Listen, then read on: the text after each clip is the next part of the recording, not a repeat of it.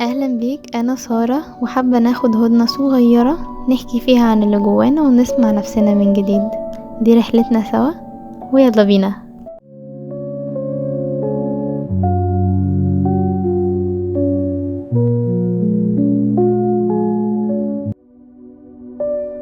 عايز تقول أنا تعبت من التفكير وحاسس إني عايش جوا دماغي مش في الدنيا.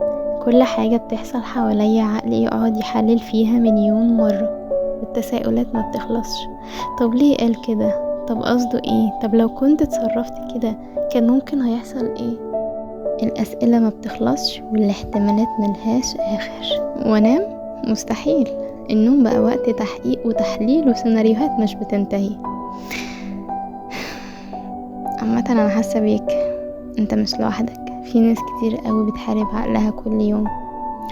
فتعالوا نتكلم شوية.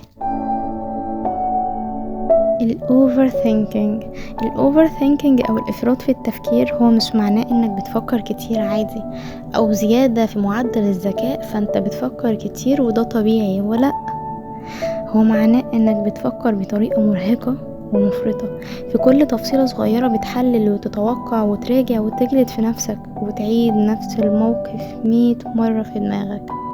ممكن تبقى بتفتكر موقف حصل من سنة لسه بتسأل نفسك انا غلطت؟ طب لو رجع بيا الزمن كان مفروض هتصرف ازاي؟ او تفكر في موقف لسه مجاش تبدأ تبني عليه سيناريوهات سلبية وتعيش خوفك قبل حتى ما يحصل. المشكلة انك ساعات بتبقى واعي وعارف انك بتفكر زيادة، بس بتحس انك مش قادر توقف، مش قادر تفصل. للأسف التفكير الزيادة علينا بيبقى مرهق جدا. الناس مش دايما بتشوف ده، بس الاوفر ثينكينج بيتعب النفس والجسم في نفس الوقت.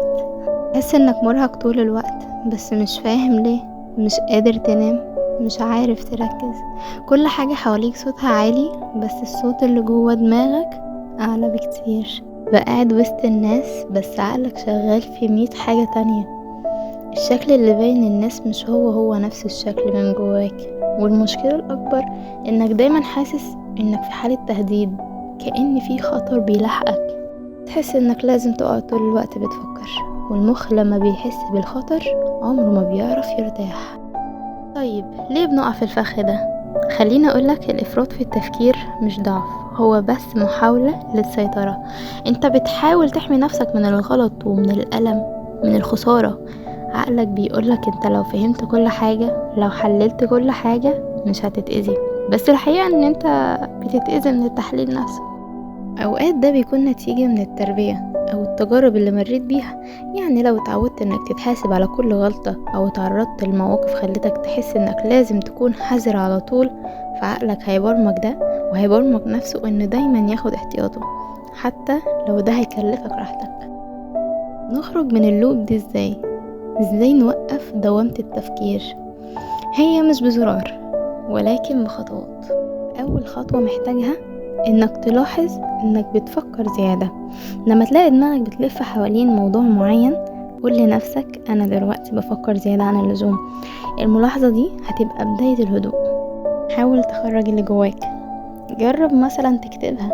الافكار لما بتفضل جوه دماغك بتكبر، لكن لما بتكتبها انت بتشوفها على حقيقتها.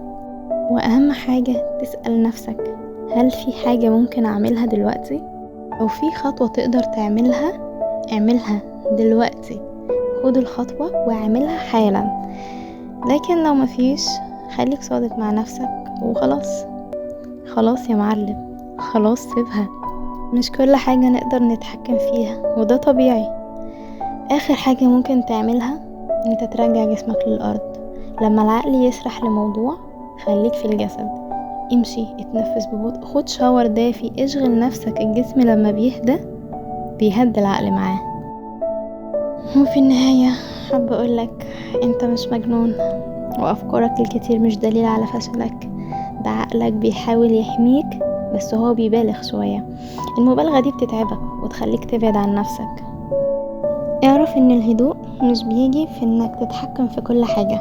الهدوء بيجي لما تتقبل ان مش لازم تفهم وتفسر وتحلل كل حاجة.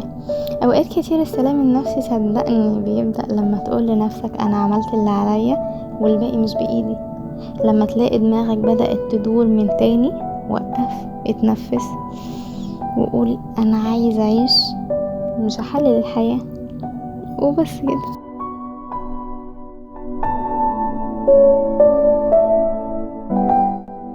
الحلقة خلصت، بس الكلام ما بيخلصش، ولو كلامي فرق معاك اعمل شير للي ممكن يكون محتاجه، وما تنساش تعمل سبسكرايب علشان نكمل الرحلة سوا. باي.